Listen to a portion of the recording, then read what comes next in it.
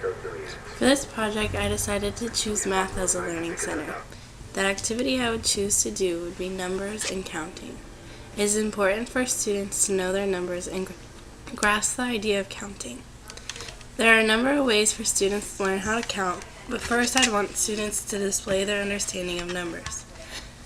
To begin the activity, I would present numbers on a card and ask the students to tell me the number they see. I would use large print for students with visual impairments. I would also put dots at the bottom of the numbers so they can associate an amount with the number presented. Once I see students know their numbers and the sequence in which they fall, I would move on to counting. To transition from the number sequence to counting, I would ask the students to show me their age using their fingers. If they have a difficult time with this, I will count with them. For counting, I will allow the students to explore and find something that interests him or her.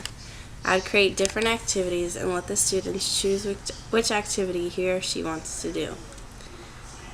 The first activity presented would be index cards as counting mats, and the students can count out different objects that match the index card, or the number presented on the index card. There will be a number written on each card, and the students would have to identify the number and count out an amount of counters that match the number. After I check their work, they can move on to a new card.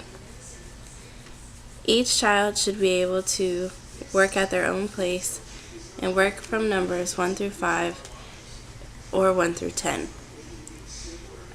Different materials can be used for counters, such as animals, insects, jewelry, foam pieces, shells, teddy counters, and blocks.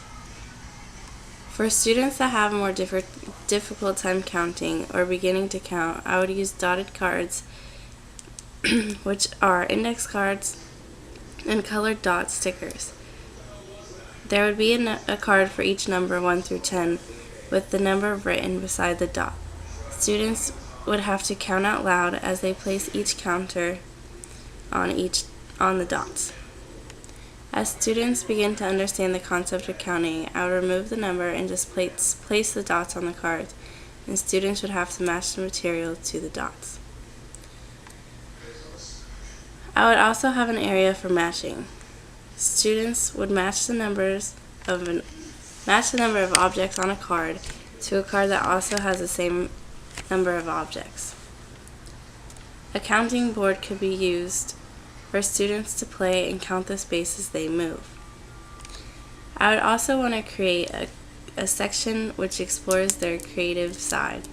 Students can make beads or noodle necklaces as they count the pieces of noodles or beads and place them on a string to create a necklace or bracelet. Students can also draw. A number will be given to them and they are able to draw any amount of object that matches the number.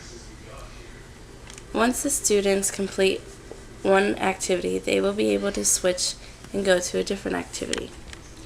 With students that may have learning disabilities, I would work one-on-one with and use repetition until the skill is mastered. This could be a daily effort. It is important for students to count and learn numbers at an early age. They will use these skills as they develop and grow. Number sense will be needed in all stages of their life. Thank you.